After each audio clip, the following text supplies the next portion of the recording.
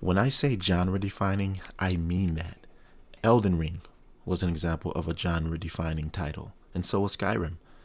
But Dragon's Dogma 2 is on a whole new level in that regard, and its features could easily land this in the Game of the Year conversation. But to say something is genre defining, there must be something truly special about it, right? Well, don't worry, because in this video, I'm about to give you some crazy details about Dragon's Dogma 2 that will assuredly leave zero room for doubt in your minds, like the enemy mounting or climbing system, and what this means in a game with a Souls-like difficulty. Also, how immersive the allies are who travel with you, how in-depth the interactions you'll have with them, and how customization of your character matters in ways you never knew before. All this and more coming up. Welcome to my channel, fellow RPG lovers and explorers. I go by the name of Identity and would love for you to join me on this journey, as I do plan on extensively covering Dragon's Dogma 2 with builds, guides, gameplay, and discussions. If this sounds like something you're interested in, then please drop a like and don't hesitate to subscribe. But let's approach this video from 3 different perspectives.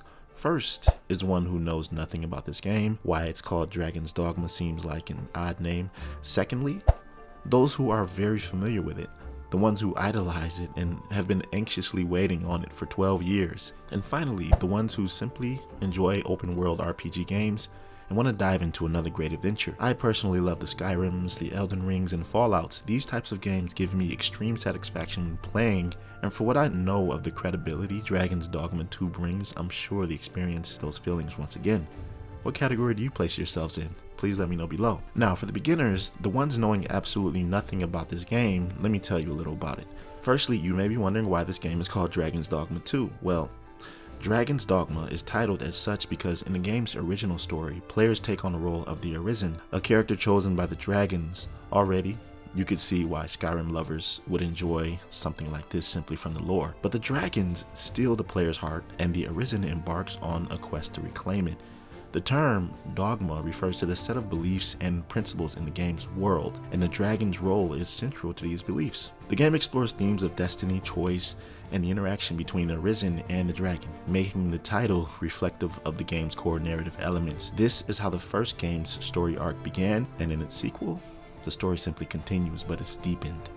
And let me tell you, the original Dragon's Dogma was released 12 years ago, which is why I said that this is the most anticipated RPG of the year. It has a very loyal and long-standing following who can't wait to get their hands on it come March of this year. But that's not the only reason I say it's the most anticipated. When Dragon's Dogma was released back in the day, it came with mixed reviews. Some people liked it, some people said it was okay, others hated it. The difficulty level was a bit too much for the average player, amongst other things.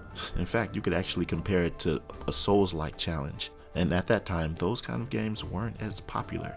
Only after the amazing era of the Dark Souls did this style become popular. That's when you later saw Elden Ring, which received so many awards. And now with Souls-like games being loved by so many players, it's the perfect time for this to come out. But no Souls-like game had mechanics like Dragon's Dogma 2 is coming with, or had before in fact. You see, Dragon's Dogma was a game that is the definition of the phrase before its time.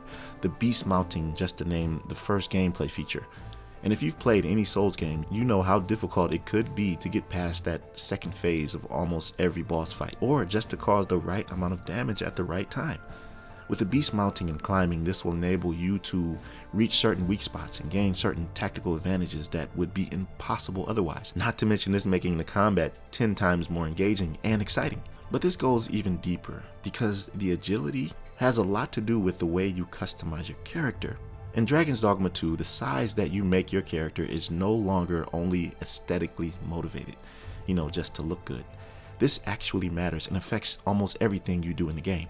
Like, you being smaller and more nimble will allow you to climb faster and more effectively, gain access to small areas and secret entrances that you could not if your character was created big and bulky. But being bulky also has its advantages, like allowing you to carry more before becoming over encumbered, or giving you the capability to lift objects and throw them longer distances. Just think of this dynamic as close to realism as possible and you'll understand it right away. This is very interesting to me and creates so much replay value. Now, Dragon's Dogma 2 is single player, but there are tons of NPCs in the game world. Many of them are brand new explorers willing to join you and head out on an adventure. They will learn certain useful information and tips as you explore together. This is a method used to help assist you in battle or navigating your way through areas in the game. But even though this game is single player, There will also be NPCs who've already been on quests with other players. You'll see them in the game, and you can also recruit these NPCs, and it's possible one of them could have already completed the game with another player. So he or she would have key insight about certain bosses that you may encounter who he or she has already encountered. So they'll tell you key information based on their previous experiences fighting that boss. Or they could have information about secret pathways when exploring certain areas they've been already. This is crazy. This is insane. I honestly have never seen anything like this in any other game before. And this, amongst all of the other features I've explained, is why I believe that Dragon's Dogma 2 will be genre defining. What do you think? I'd really like to know in the comment section below.